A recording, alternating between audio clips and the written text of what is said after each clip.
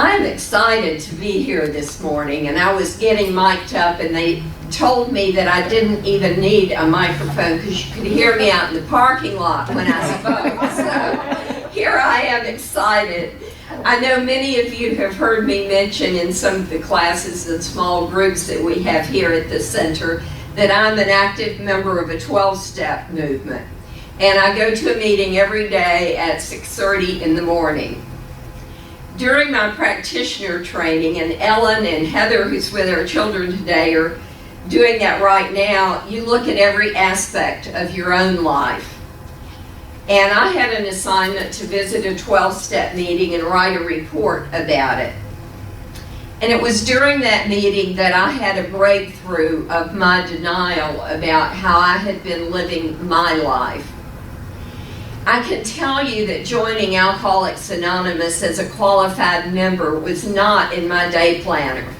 I was not a happy camper, and I did not willingly embrace the things that I had learned there.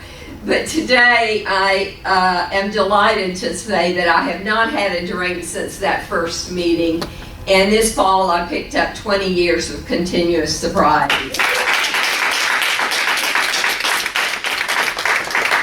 So what I'd like to do today is share some of the things I have learned from the 12 steps and how it has greatly enriched my own life. Ernest Holmes, our founder, and Bill Wilson, one of the founders of Alcoholics Anonymous, were contemporaries, and perhaps they were even close friends. One of Holmes's friends said he heard Ernest say that AA was definitely the greatest spiritual impulsion of the 21st century. And I find the Science of Mind principles and the 12-step program to be very complementary and compatible. So I have a slide for you now, and it's from the big book of Alcoholics Anonymous, and it says, "The spiritual life is not a theory. We have to live it." And that's one reason that we gathered here this morning in spiritual community, is to learn to live a spiritual life. I know that those of us in the 12-step movement, like the people in New Thought, are learning to take 100% responsibility for our own lives. That's what we're working towards. And we understand that even when things happen to us, we have a choice as to how we react to them, and we can make the situation more painful or less painful by the thoughts that we choose. Each thought is creative and influential. So I have another slide for you from Ernest Holmes. We cannot live a choiceless life. Every day, every moment, every second, there is a choice. We have the right to choose what we wish to experience. And that's from our textbook, page 143. So let me ask you, how many times have you done something that is not good for you? Drank too much, eaten a bag of cookies, gotten into a relationship with the same type of person when only the face had changed, or argued with somebody over and over and over again about the same things? And how many times have you told yourself you wouldn't do that again? And how many times have you done it again and again and again? Now, I'd like to say I'm the kind of person who can make a mistake one time, learn from that mistake, and make a better choice next time. But that hasn't been my story. Reverend Lane said in last week's message, the doorway to your best self is hidden in plain sight. And I find that to be very true. I think most of us could be in recovery from something. There's something that you do that you wish you didn't do, but you just can't seem to stop doing it. Many of us have habits that no longer serve us. Perhaps it's not addiction in a clinical sense, but most of us do things when we're uncomfortable, when we're feeling anxious, to take us away from those feelings. Feelings, it's like a dirty word. We don't want to have feelings. we look for something that will distract us, something that allows us not to feel. And intellectually, I know that feelings are neither good nor bad, they just are what they are. But I hate feeling sad. I don't know what to do with sad when I feel sad. And I've had training. I know you sit with it, you just allow it to be, you allow it to move through you.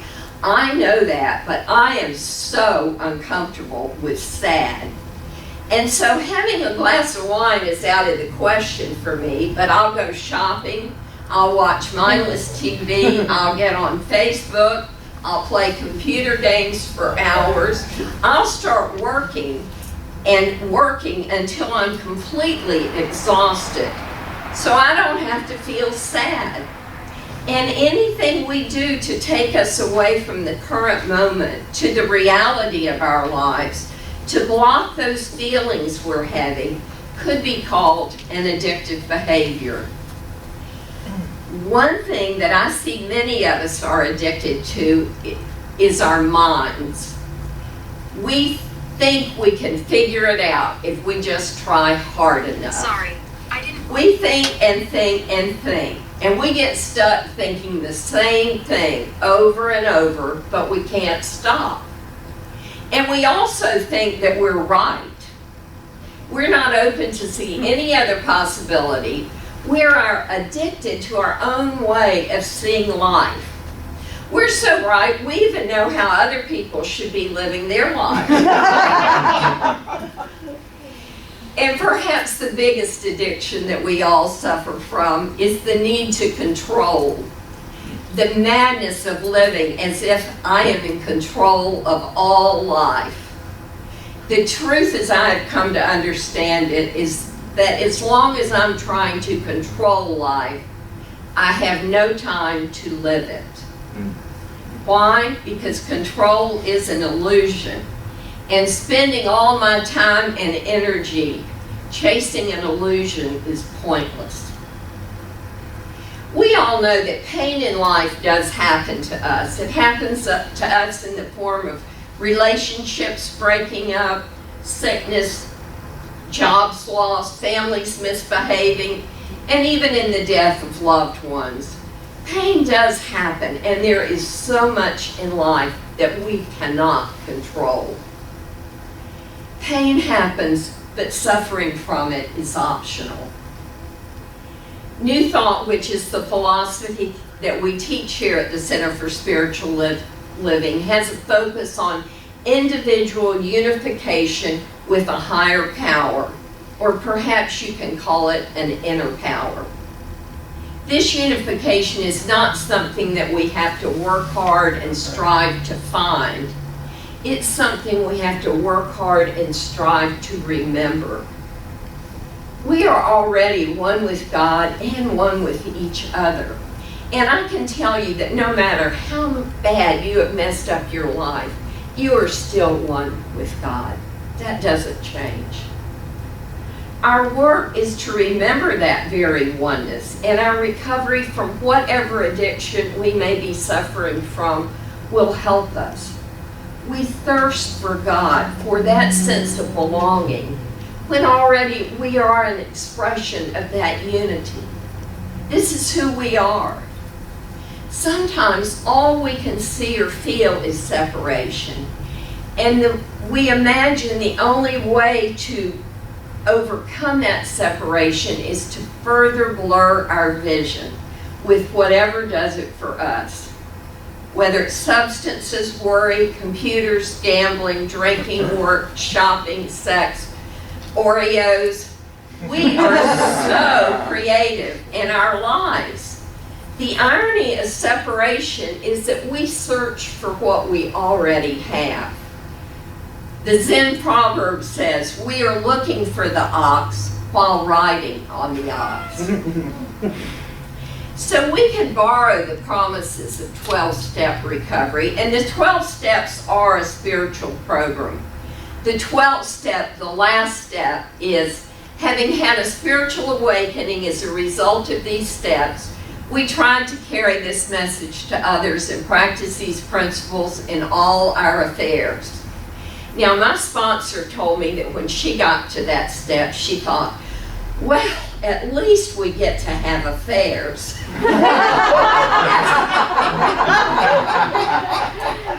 That's not what I'm talking about. What I want to talk about is the first step, and I use this step in my life every day. In one form or another, it works, and I know it will work for you too. This is how it's originally written. Step 1, we admitted we were powerless over alcohol, that our lives had become unmanageable. I've modified this step to use in my daily life. I say, I admit I am powerless over blank, and my life has become unmanageable. And when I say blank, you put in whatever is bothering you in this moment, or I fill in whatever is bothering me. So it could be, admitted I am powerless over my coworkers and my life has become unmanageable. Admitted I'm powerless over my worrying and my life has become unmanageable. If you don't think your life is unmanageable, you can modify it further by saying, admitted I am powerless over blank and my thoughts have become unmanageable. Admitted I am powerless over my worrying and my thoughts have become unmanageable. Because what I know, if you keep thinking what you're thinking and you're stuck, sooner or later your thoughts will make your life unmanageable. So if you can catch it at that level of thought, that is a huge success. Anytime I catch myself with thoughts that are creating what I don't want in my life, I just say, thank you God, I got it, I see what I'm doing. And so that's how step 1 works in your life. Our thoughts are the source of most of our problems. And if you hear anything today, let it be to learn to watch what your thoughts are creating in your life. So the question is, are we powerless or are we powerful? The first step uses that word powerless. How can I be powerless over my addiction or over my thinking and also know that I have the power of God within me? How does that work? What I can tell you is that admitting you are powerless is the most powerful thing you will ever do. The process of powerlessness is the process of surrendering. In our teaching, we're careful to remember that we're not surrendering to an external God. God is not an entity, but an energy that is in and through and all around us. We are surrendering to our own divine wisdom. We're surrendering that egocentric mind that we all have that thinks it is right. We're surrendering to our pure potential. I've spoken here before comparing electrical power to spiritual power. When we're plugged in, everything works. Life is good. What I know is that we each have our own spiritual electricity to light up our lives, and we need to make sure that we are plugged in on a daily basis. This morning, when we looked at that first step in the 12-step program, we admitted we were powerless over blank, that our lives or our thoughts have become unmanageable.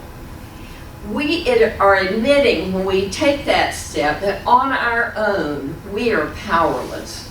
When we are plugged into our spiritual electricity, we are powerful beyond measure. In the Talmud, the sacred text of Judaism, it is written that every blade of grass has its own angel standing over it, whispering, grow, grow. I know that we each have our own higher power standing with us, whispering, grow, grow. Admitting we're powerless over our addiction or over our habitual thought patterns is a signal that we're open and willing to grow in a new way. Admitting you're powerless does not make you spiritually weak. You are not letting God down or letting yourself down. When you speak of that step in your heart, do so with the conviction of someone who has the power of the one within them. To be free from addiction, whether it's a clinical addiction or a thinking addiction or a desire to be in control, doesn't have to be a struggle. The degree of difficulty directly corresponds to our resistance to surrender, to your ability on a deep level to admit that your ego self, that small self, that fearful self, is powerless. When you surrender that small human self, you will begin the process of recognizing your unity with the source of all. Maybe like I did, you think you were fooling other people in church, friends, co-workers, even family members about our addictions or about our obsessions, but we weren't fooling ourselves. We do not have a life that Spirit can use. I did not have a life that Spirit could use. When I embrace the teachings of New Thought Wisdom, I understand that I am here for a sacred purpose.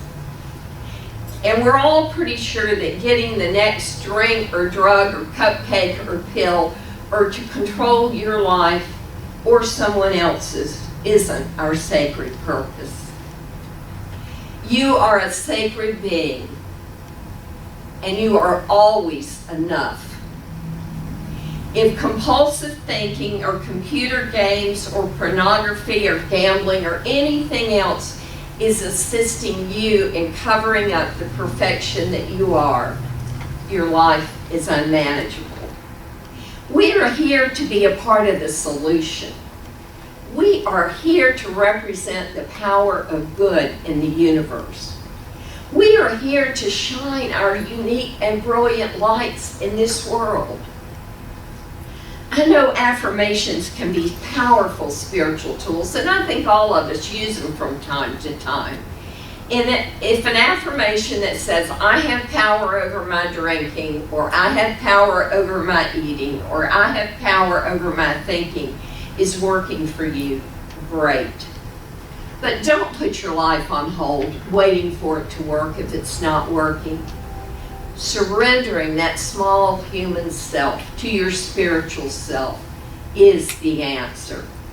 We're talking about recognizing that ego self is powerless over anything that's no longer serving you. Surrendering is a process that those of us in 12-step recovery, we work at every day.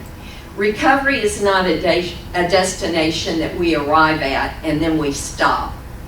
We do whatever it takes on a daily basis, this moment right now, not to drink, eat sugar, or be bound by controlling thoughts, whatever the addiction is.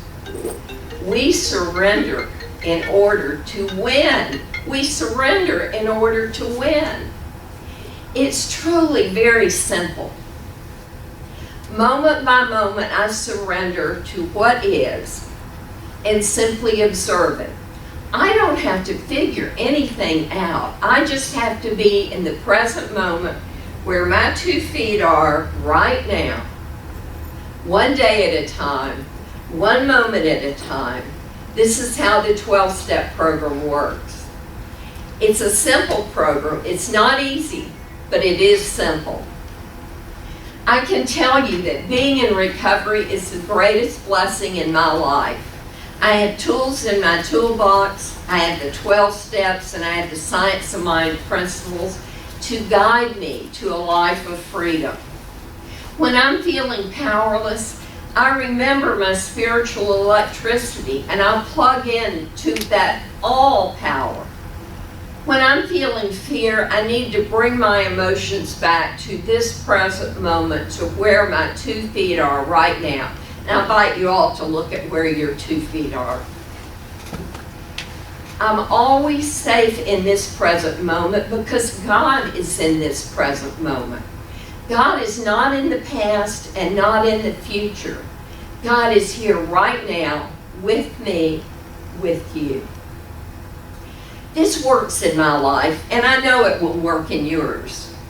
When I surrender to my inner wisdom, I'm not alone, I'm not helpless, I'm not hopeless. I am in a relationship with the God of my understanding, a God who wants only good for me, a God who loves me. What I'm sure of is that when I surrender daily to this inner power, this presence and strength of God within me, I move into a whole new experience of freedom. My life has sacred purpose.